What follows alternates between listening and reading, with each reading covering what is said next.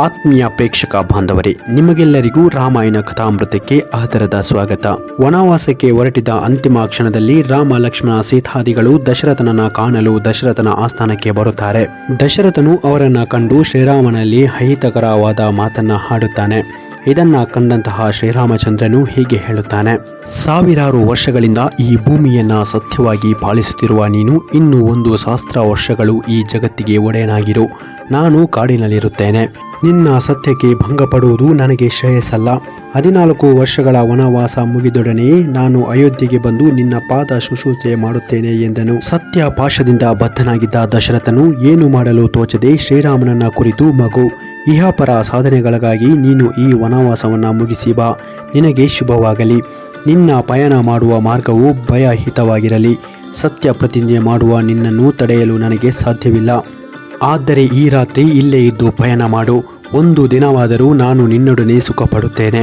ನಿನ್ನ ತಾಯಿಯನ್ನು ನನ್ನನ್ನು ಸಂತೋಷಪಡಿಸಿ ನಿನ್ನ ಕಾಮನೆಗಳನ್ನೆಲ್ಲವನ್ನ ಈಡೇರಿಸಿಕೊಂಡು ನಾಳೆ ಪ್ರಾಪ್ತಕಾಲ ಪಯಣ ಮಾಡು. ನೀನು ಅರಣ್ಯಕ್ಕೆ ಹೋಗುವುದು ನನಗೆ ನಿಜವಾಗಿಯೂ ಇಷ್ಟವಿಲ್ಲ.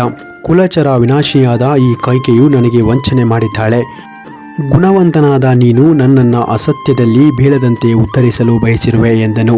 ಹೀಗೆ ರಾಜನು ಹೇಳಲು ರಾಮನು ತಂದೆಗೆ ಹೇಳಿದನು: ಮಹಾರಾಜ, ನೀನು ಹೇಳುವ ಅವಿತ ಸುಖ ಕೊಡುವ ಕೋರಿಕೆಗಳನ್ನು ನಾಳೆಯಿಂದ ನನಗೆ ಕಾಡಿನಲ್ಲಿ ಯಾರು ಕೊಡುತ್ತಾರೆ?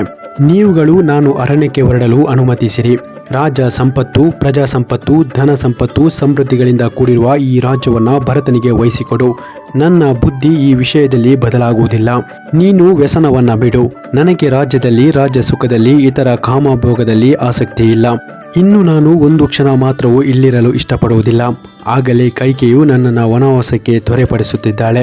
ನಾನು ಈಗಲೇ ಹೊರಡುವುದಾಗಿ ಮಾತು ಕೊಟ್ಟಿರುತ್ತೇನೆ. ನಿನ್ನನ್ನು ಅಸತ್ಯದಲ್ಲಿರಿಸಿ ರಾಜ್ಯವನ್ನಾಗಲಿ, ಸುಖವನ್ನಾಗಲಿ, ಸೀತೆಯನ್ನಾಗಲಿ, ಕೊನೆಗೂ ನನ್ನ ಪ್ರಾಣವನ್ನಾಗಲಿ ನಾನು ಅಪೇಕ್ಷಿಸುವುದಿಲ್ಲ. ನಾನು ಈಗ ಕಾಡಿಗೆ ಹೋಗಿ ಬರುವುದರಿಂದ ನಮ್ಮಿಬ್ಬರಿಗೂ ಸುಖವುಂಟು. ಈ ನೆಪದಲ್ಲಿ ನಾನು ವನವಾಸ ಸೊಬಗನ್ನ ಅನುಭವಿಸಬಹುದು. ಇದಕ್ಕೆಲ್ಲ ಈಗಲ್ಲದೆ ಇನ್ನು ಯಾವಾಗ ಅವಕಾಶ ಸಿಗುವುದು? ನೀನು ಇಲ್ಲಿ ಸತ್ಯ ಪ್ರತಿಜ್ಞನಾಗಿ ಸುಖ ನೆಮ್ಮದಿಯಿಂದ ಇರು ಎಂದನು. ನಂತರ ದಶರಥನು ಸುಮಂತ್ರನನ್ನು ಕರೆದು, ಶ್ರೀರಾಮನನ್ನು ಅರಣ್ಯಕ್ಕೆ ಹೊರಡುವಾಗ ಅವನನ್ನು ಅನುಸರಿಸಿ ಹೋಗಲು ನಮ್ಮ ಚತುರಂಗ ಸೈನ್ಯವನ್ನು ಸಿದ್ಧಪಡಿಸು. ಅನೇಕ ಬಗೆಯ ರತ್ನಗಳನ್ನು, ಬೇಕಾದ ಇತರ ಪದಾರ್ಥಗಳನ್ನು ಸಿದ್ಧಪಡಿಸು. ರೂಪವತಿಯರಾದ ವೈಶ್ಯರು, ಧನಿಕರಾದ ವರ್ತಕರು, ಶ್ರೀರಾಮನನ್ನು ಅನುಸರಿಸಿಕೊಂಡಿರುವ ಅವನ ಅನುಚರರು, ಧನುರ್ವಿದ್ಯೆಯನ್ನ ಶ್ರೀರಾಮನ ಜೊತೆಯಲ್ಲಿ ಕಲಿತ ಪ್ರಿಯ ಮಿತ್ರರು ಎಲ್ಲರೂ ಶ್ರೀರಾಮನೊಡನೆ ಹೋಗಿ ಬರಲಿ. ಆಯುಧಧಾರಿಗಳು, ಪ್ರಮುಖರಾದ ಪಟ್ಟಣಿಗರು, ಪದಾರ್ಥಗಳನ್ನು ತುಂಬಿದ ಬಂಡಿಗಳು, ಅರಣ್ಯ ಮಾರ್ಗವನ್ನು ತೋರಿಸುವ ವಾದ್ಯರು ಶ್ರೀರಾಮನೊಡನೆ ಹೊರಡಲಿ. ಕಾಡಿನಲ್ಲಿ ಶ್ರೀರಾಮನು ಜಿಂಕೆ, ಆನೆ, ಸಿಂಹ, ಹುಲಿ ಮೊದಲಾದ ಪ್ರಾಣಿಗಳನ್ನು ಬೇಟೆ ಮಾಡಿ ಕಾಡು ಜೇನನ್ನು ತಿಂದು ಅನೇಕ ವಿಧವಾದ ನದಿ, ನಂದ ಸರೋವರಗಳನ್ನು ನೋಡುತ್ತಾ ವಿನೋದದಿಂದ ಇರಲಿ. ಅಲ್ಲಲ್ಲಿ ಇರುವ ಪುಣ್ಯ ಕ್ಷೇತ್ರಗಳಲ್ಲಿ ಯಜ್ಞ ಮಾಡಿ ಋತ್ವಿಜರಿಗೆ ಯಥೇಚ್ಛವಾಗಿ ರಕ್ಷಣೆ ಕೊಡಲಿ. ಹೀಗೆ ಶ್ರೀರಾಮನು ಅರಣ್ಯದಲ್ಲಿ ಸುಖವಾಗಿರಲಿ. ಜನರಹಿತವಾದ ಅಯೋಧ್ಯೆಯನ್ನ ಭರತನು ಆಳಲಿ ಎಂದನು. ಈ ಮಾತುಗಳನ್ನು ಕೇಳಿ ಕೈಕೆಯು ಮುಖವು ಕಂದಿ ಅವಳ ಮನಸ್ಸಿನಲ್ಲಿ ಭಯ ಉಂಟಾಯಿತು. ತಕ್ಷಣ ರಾಜನೇ, ಮೇಲಿನ ಎಪ್ಪನ್ನ ಹೀರಿಕೊಂಡು ಮೇಲೆ ಉಳಿಯುವ ನಿಸ್ಸಾರವಾದ ಎಂಡವನ್ನ ಇತರರಿಗೆ ಕೊಡುವಂತೆ ಜನರಹಿತವಾದ ಭೋಗ್ಯ ವಸ್ತುಗಳಿಲ್ಲದೆ ಶೂನ್ಯವಾದ ಅಯೋಧ್ಯ ಪಟ್ಟಣವನ್ನ ಭರತನಿಗೆ ಕೊಡಬೇಕೆಂದಿರುವೆಯಾ? ಅದನ್ನ ನನ್ನ ಮಗನು ಎಂದಿಗೂ ಒಪ್ಪುವುದಿಲ್ಲ ಎಂದಳು.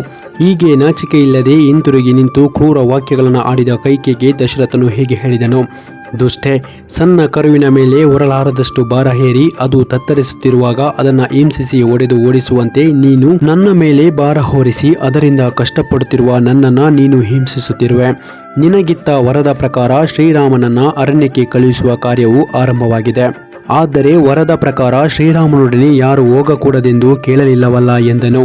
ಕೋಪದಿಂದ ದಶರಥನನ್ನ ಆಡಿದ ಮಾತನ್ನ ಕೇಳಿದ ಕೈಕೆಯು ಇನ್ನೂ ಹೆಚ್ಚು ಕೋಪದಿಂದ ಹೇಳಿದಳು: ರಾಜ, ನಿನ್ನ ವಂಶದಲ್ಲಿಯೇ ಸಂಗಾರ ಚಕ್ರವರ್ತಿಯು ಅಸಂಭಂಜನೆಂಬ ತನ್ನ ಜ್ಯೇಷ್ಠ ಪುತ್ರನನ್ನು ಅರಣ್ಯಕ್ಕೆ ಕಳುಹಿಸಿದನು. ಅದೇ ರೀತಿ ಈಗ ಶ್ರೀರಾಮನು ಏಕಾಏಕಿಯಾಗಿ ಅರಣ್ಯಕ್ಕೆ ಹೋಗುವುದು ಉಚಿತವಾಗಿದೆ ಎಂದಳು. ಅಸಂಗತವಾದ ಕೈಕೆಯು ಮಾತಿನಿಂದ ದಶರಥನು, ಅಲ್ಲಿದ್ದ ಜನರು ನಾಚಿಕೆಗೊಂಡರು. ಇದನ್ನೆಲ್ಲವನ್ನ ನೋಡುತ್ತಿದ್ದ ಸಿದ್ಧಾರ್ಥನೆಂಬ ವೃದ್ಧ ಮಂತ್ರಿಯು ಕೈಕೆಗೆ ಹೇಳಿದನು: ಕೈಕೇಯಿ, ನೀನು ಹೇಳುತ್ತಿರುವುದೇನು? ಅಸಂಭಂಜನಿಗೂ ಶ್ರೀರಾಮಚಂದ್ರನಿಗೂ ಯಾವ ಹೋಲಿಕೆ?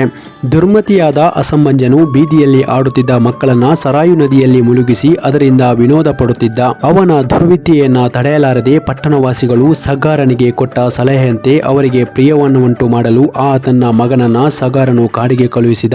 ಆದರೆ ಈಗ ರಾಮನು ಅಂತಹ ಯಾವ ಪಾಪಕೃತ್ಯವನ್ನ ಮಾಡಿಲ್ಲ. ಆದ್ದರಿಂದ ಶ್ರೀರಾಮನಿಗೆ ರಾಜ್ಯ ಸಂಪತ್ತನ್ನ ತಪ್ಪಿಸುವ ಪ್ರಯತ್ನವನ್ನ ಬಿಡು ಎಂದು ಹೇಳಿದನು. ಮಹಾಮಂತ್ರಿಯಾದ ಸಿದ್ಧಾರ್ಥನ ಮಾತನ್ನ ಕೈಕೇಯಿಯು ಕೇಳಲಿಲ್ಲ.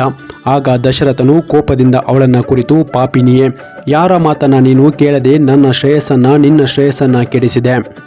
ನಿನ್ನ ಹಠವನ್ನ ನೀನು ಬಿಡಲಿಲ್ಲ. ನಾನು ಈಗಲೇ ರಾಜ್ಯವನ್ನ, ಸುಖವನ್ನ, ಧನವನ್ನ ಪರಿತ್ಯಜಿಸಿ ಶ್ರೀರಾಮನ ಜೊತೆಗೆ ಕಾಡಿಗೆ ಹೋಗುತ್ತೇನೆ.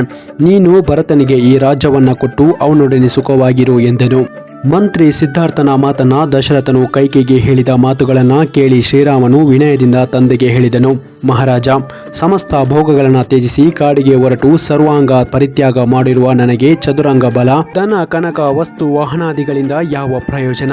ಶ್ರೇಷ್ಠವಾದ ಆನೆಯನ್ನ ಕೊಟ್ಟ ಮೇಲೆ ಅದನ್ನ ಕಟ್ಟುವ ಹಗ್ಗಕ್ಕೆ ಯಾರು ಅಪೇಕ್ಷಿಸುತ್ತಾರೆ? ಈ ರಾಜ್ಯಕ್ಕೆ ಸಂಬಂಧಿಸಿದ ಎಲ್ಲವನ್ನ ನೀನು ಭರತನಿಗೆ ಕೊಡು. ನನಗೆ ಈಗ ನಾರು ಮುಡಿಯು, ಗೆಡ್ಡೆ ಗೆಣಸುಗಳನ್ನು ಅಗೆಯಲು ಗುದ್ದಲಿಯು, ಒಂದು ಮಕರಿಯು ಬೇಕಾಗಿರುವುದು. ಅದನ್ನ ತರಿಸಿಕೊಡು ಎಂದನು. ಇದನ್ನೆಲ್ಲ ಕೇಳುತ್ತಿದ್ದ ಕೈಕೇಯಿಯು ಒಡನೆಯೇ ಮುಂಚೆಯೇ ಸಿದ್ಧವಾಗಿಟ್ಟಿದ್ದ ನಾರು ಮುಡಿಗಳನ್ನು ತಂದು ಶ್ರೀರಾಮನ ಮುಂದೆ ಇಟ್ಟಳು. ಪುರುಷ ಶ್ರೇಷ್ಠನಾದ ಶ್ರೀರಾಮನು ತಕ್ಷಣ ತನ್ನ ರಾಜ ವಸ್ತ್ರಗಳನ್ನು ತೆಗೆದಿಟ್ಟು ನಾರು ಮುಡಿಯನ್ನುಟ್ಟನು. ಹಾಗೆಯೇ ಲಕ್ಷ್ಮಣನು ತನ್ನ ವಸ್ತ್ರಗಳನ್ನು ಬಿಚ್ಚಿ ನಾರು ಮುಡಿಯುಟ್ಟನು.